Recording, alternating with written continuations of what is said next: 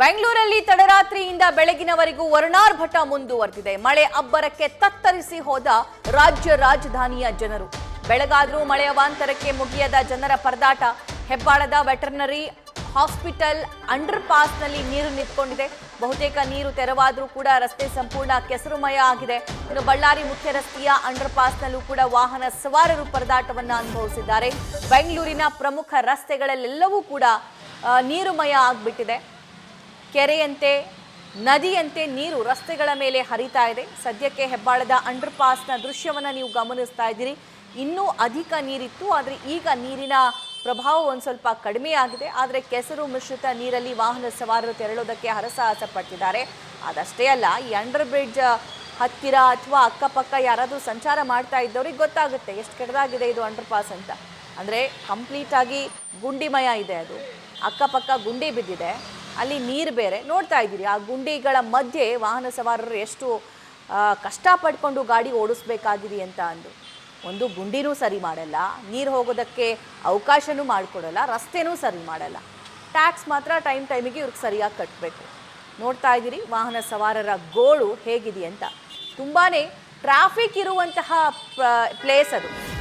ಬೆಳಗ್ಗೆ 8 ಗಂಟೆಗೆ ಶುರುವಾಗಿರೋ ಟ್ರಾಫಿಕ್ಕು 12 ಗಂಟೆವರೆಗೂ ಮಧ್ಯಾಹ್ನ ಇರುತ್ತೆ. ಇನ್ನು ಸಂಜೆ 4 ಗಂಟೆಗೆ ಶುರುವಾಗಿರೋ ಟ್ರಾಫಿಕ್ಕು ರಾತ್ರಿ 10 ಗಂಟೆಗೂ ಇರುತ್ತೆ. ಯಾಕಂದರೆ ಏರ್ಪೋರ್ಟ್ ಕನೆಕ್ಟ್ ಮಾಡುವಂತಹ ರೋಡ್ ಅದು. ಅದೇ ರೋಡ್ನಿಂದ ಲೈವ್ ಡೀಟೇಲ್ಸ್ ನೀಡ್ತಾರೆ ನಮ್ಮ ಕರೆಸ್ಪಾಂಡೆಂಟ್ ಅಂಕಿತಾ. ಸಾಮಾನ್ಯ ದಿನದಲ್ಲೇ ಅಲ್ಲಿ ಹೋಗೋದಕ್ಕೆ ಹರಸಾಹಸ ಪಡಬೇಕಾಗುತ್ತೆ, ಯಾಕಂದರೆ ಅಷ್ಟು ಟ್ರಾಫಿಕ್ಕು. ಇವಾಗ ರಸ್ತೆ ಕೆಟ್ಟಿದೆ, ಗುಂಡಿ ಬಿದ್ದಿದೆ, ನೀರಿದೆ. ಇದೆಲ್ಲದರ ಮಧ್ಯೆ ವಾಹನ ಸವಾರರ ಗೋಳು ಹೆಂಗಿದೆ ಅಂತ. ಸಭಾ ಹೆಬ್ಬಾಳದ ವೆಟರ್ನರಿ ಕಾಲೇಜ್ ಕೆಳಗಡೆ ಇರುವಂತಹ ಅಂಡರ್ ಪಾಸ್ ಏನಿದೆ, ಆ ಅಂಡರ್ ಪಾಸ್ ಸಂಪೂರ್ಣವಾಗಿ ನೀರಿನಿಂದ ಜಲಾವೃತ ಆಗಿದೆ. ಇಷ್ಟು ಹೊತ್ತಾದರೂ ನೀರು ಮಾತ್ರ ಕಡಿಮೆ ಆಗಿಲ್ಲ. ಜೊತೆಗೆ ಈ ರಸ್ತೆಯಲ್ಲಿರುವಂತಹ ಗುಂಡಿಯಿಂದ ಜನ ಪರದಾಡುವಂತಹ ಪರಿಸ್ಥಿತಿ ನಿರ್ಮಾಣ ಆಗಿದೆ. ಸದ್ಯ ವಿಜುವಲ್ಸ್ ಅನ್ನ ತೋರಿಸಿ ನಿಮಗೆ ಎಕ್ಸ್ಪ್ಲೇನ್ ಮಾಡುವಂತಹ ಕೆಲಸವನ್ನ ಮಾಡ್ತೀನಿ. ಸಭಾ, ನೀವು ನೋಡ್ತಾ ಇರ್ಬೋದು ಯಾವ ರೀತಿಯ ಅವ್ಯವಸ್ಥೆ ಇದೆ ಅಂತ ಹೇಳಿ. ಈ ರಸ್ತೆ ಮೊದಲೇ ಚೆನ್ನಾಗಿಲ್ಲ, ಸಂಪೂರ್ಣವಾಗಿ ಗುಂಡಿಮಯ ಆಗಿರುವಂತಹ ರಸ್ತೆ.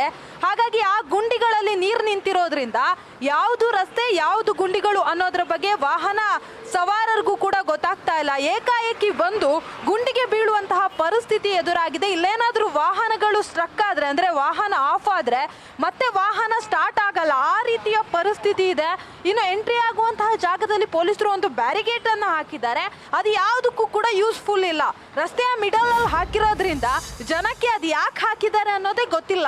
ಇಲ್ಲಿನ ಜನರನ್ನ ಮಾತನಾಡಿಸಿದಾಗ್ಲೂ ಅದನ್ನೇ ಹೇಳ್ತಾ ಇರುವಂಥದ್ದು ಅವರು. ಮಳೆ ಬಂದಾಗ ಯಾವಾಗಲೂ ಇದೇ ರೀತಿಯ ಪರಿಸ್ಥಿತಿ ಎದುರಾಗುತ್ತೆ. ಸಂಬಂಧಪಟ್ಟವರು ಯಾರೊಬ್ರು ಇಲ್ಲಿ ನೋಡೋದಕ್ಕೂ ಕೂಡ ಬರೋದಿಲ್ಲ ಅನ್ನೋ ಮಾತನ್ನ ಕೂಡ ಹೇಳ್ತಾ ಇದ್ರು. ಜೊತೆಗೆ ನೀವು ನೋಡ್ತಾ ಇರ್ಬೋದು ಇದುವರೆಗೂ ಕೂಡ ನೀರಿನ ಪ್ರಮಾಣ ಯಾವ ರೀತಿಯಾಗಿದೆ ಅಂತ. ಸುಮಾರು 1 ಅಡಿ ನೀರು ಇನ್ನೂ ಕೂಡ ನಿಂತಿದೆ. 2 ವೀಲರ್ನಲ್ಲಿ ಬರುವಂಥವರಿಗೆ ಸಾಕಷ್ಟು ತೊಂದರೆಗಳಾಗ್ತಾ ಇದೆ. ಇವತ್ತು ಸೋಮವಾರ ಆಗಿರೋದ್ರಿಂದ ಪುಟ್ಟ ಮಕ್ಕಳನ್ನ ಶಾಲೆಗೆ ಬಿಡೋದಕ್ಕೂ ಕೂಡ ಪೋಷಕರು ಇದೇ ರಸ್ತೆಯ ಮುಖಾಂತರ ಬರ್ತಾ ಇದ್ದಾರೆ. ಹಾಗಾಗಿ ಮಕ್ಕಳಿಗೂ ಕೂಡ ಇಲ್ಲಿ ಸಾಕಷ್ಟು ತೊಂದರೆಗಳು ಕೂಡ ಆಗ್ತಾ ಇರುವಂಥದ್ದು. ಇನ್ನು ಹೆವಿ ವೆಹಿಕಲ್ ಏನಾದರೂ ಬಂದರೆ, ಈಗ ಕಸದ ಗಾಡಿ ಒಂದು ಬಂತು, ಅದು ಕೂಡ ಈ ಒಂದು ಗುಂಡಿಯಲ್ಲಿ ಸ್ಟ್ರಕ್ ಆಗಿತ್ತು. ಅಂದರೆ ಆ ಗುಂಡಿಗೆ ಒಂದು ಟೈರ್ ಬಿದ್ದು ಅದು ಕೂಡ ಸ್ಟಾರ್ಟ್ ಆಗದೆ ಪರದಾಡುವಂತಹ ಪರಿಸ್ಥಿತಿ ನಿರ್ಮಾಣ ಆಗಿದೆ. ಇನ್ನೊಂದು ಕಡೆ ಅಂದರೆ ಟ್ರಾಫಿಕ್ ಜಾಮ್ ಸಮಸ್ಯೆ ಕೂಡ ಈ ಭಾಗದಲ್ಲಿ ಎದ್ದು ಕಾಣ್ತಾ ಇರುವಂಥದ್ದು.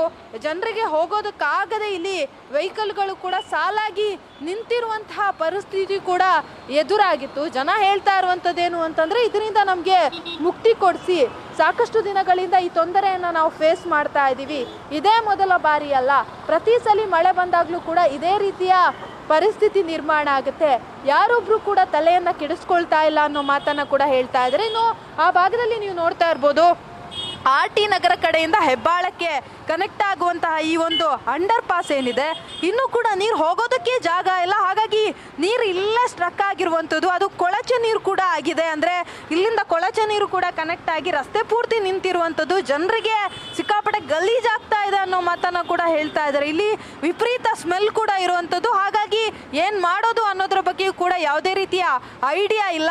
ಇನ್ನು ನೀವು ನೋಡ್ತಾ ಇರ್ಬೋದು ಗುಂಡಿ ಯಾವ ಮಟ್ಟಿಗಿದೆ ಅಂತ ಹೇಳಿ.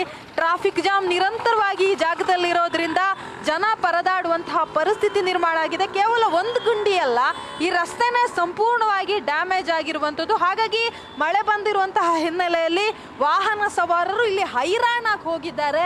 ಆ ಸಂಬಂಧಪಟ್ಟಂತಹ ಅಧಿಕಾರಿಗಳಿಗೆ ಹಿಡಿ ಶಾಪವನ್ನ ಕೂಡ ಹಾಕ್ತಾ ಇದ್ದಾರೆ ಸಭಾ. ಆ ಭಾಗದ ಶಾಸಕರು ಸಚಿವರು ಕೂಡ ಆಗಿದ್ದಾರೆ. ಏನ್ ಕ್ರಮ ಕೈಗೊಳ್ತಾರೆ, ಏನ್ ಸರಿ ಮಾಡ್ತಾರೆ ಅಂತ ಕಾದ್ ನೋಡೋಣ. Thank you Ankita.